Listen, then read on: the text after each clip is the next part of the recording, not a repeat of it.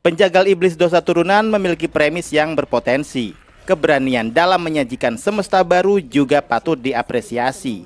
Jadi, film ini memang bukan horor tipikal seperti pesugihan, susuk, ataupun santet. Film ini mengolah kisah klinik kejawen dengan tambahan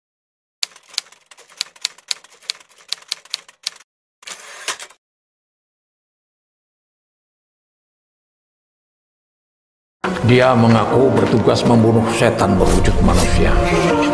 Salam sinema sahabat sinemalogi.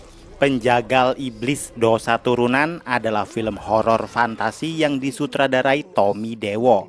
Film ini dibintangi Satin Zaneta, Martino Leo, Niken Anjani, Kiki Narendra, Gusti Pratama, Edward Manalu, dan lain-lain. Terbunuhnya satu keluarga secara brutal saat sedang diruqyah Ustadz karena kerasukan. Pelakunya Ningrum yang diperankan Satin Zaneta, gadis 19 tahun yang kini dirawat di rumah sakit jiwa. Seorang wartawan bernama Daru yang diperankan Martino Leo mendapat tugas untuk mewawancarainya.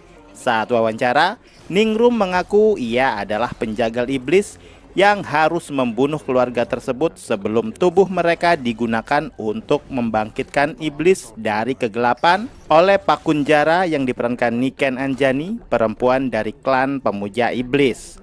Pertempuran antara Ningrum, sang penjagal iblis, dan Pakunjara, sang pemuja iblis, tak terelakkan lagi. Terperangkap, Daru tak punya pilihan lain selain membantu Ningrum untuk menghadapi Pakunjara dan iblis yang akan ia bangkitkan. Kalian bisa membantu kami dengan klik tombol Super Thanks di bawah video. Kami akan sangat berterima kasih atas berapapun nominal saweran yang kami terima. Penjagal Iblis Dosa Turunan memiliki premis yang berpotensi. Keberanian dalam menyajikan semesta baru juga patut diapresiasi. Jadi, film ini memang bukan horor tipikal seperti pesugihan, susuk, ataupun santet. Film ini mengolah kisah klinik kejawen dengan tambahan elemen superhero dengan struktur misteri investigatif. Kesan misteriusnya terbangun sejak awal dari sudut pandang Darusman, sang jurnalis investigasi, dan narasinya. Misteri pembunuhan yang kesemua korban diambil jantungnya akan membuat senang pecinta cerita detektif. Tapi sayang, sudut pandang tidak fokus pada 1-2, tapi banyak karakter. Bahkan karakter pendukung misalnya penjaga rumah sakit jiwa pun diberi porsi lumayan untuk menunjukkan kebobrokan mereka. Yang menurut saya ini terlalu sepele. Jadinya film ini kurang fokus ke tokoh utama sehingga penonton kurang bisa menaruh simpati padanya. Karena nggak ada setruman perasaan yang nyampe ke penonton.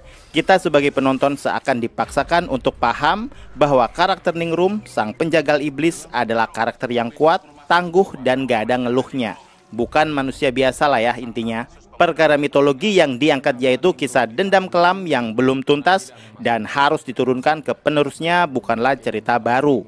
Memunculkan sosok Demon Slayer atau penjagal iblis untuk membasmi rencana jahat budak iblis, yaitu membangunkan iblis penguasa kegelapan. Bagian ini diceritakan menggunakan animasi yang apik. Sayang, informasinya terbatas dan tidak bicara banyak. Padahal harusnya dari adegan ini, universe Ningrum bisa dibangun lebih kompleks dan bisa lebih luas lagi. Sehingga sampai film kelar, saya nggak perlu bertanya-tanya siapa sebenarnya sosok Ningrum dan Pakunjara itu. Karakter Ningrum sebenarnya unik karena dia ditangkap dan bukannya dijebloskan ke penjara, tapi malah dikirim ke rumah sakit jiwa. Nah, yang jadi pertanyaan, kok kebetulan banget di rumah sakit jiwa ini malah akan menjadi panggung akhir pertunjukan pertarungan antara Ningrum dan Pakunjara.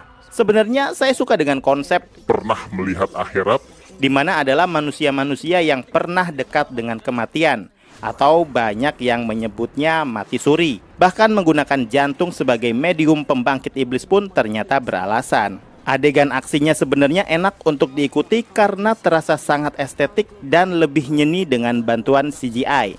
Saat pertarungan Ningrum dengan Pakunjara, ada efek gerak cepat terkesan teleportasi ala-ala Nightcrawler tanpa asap hitam yang jelas.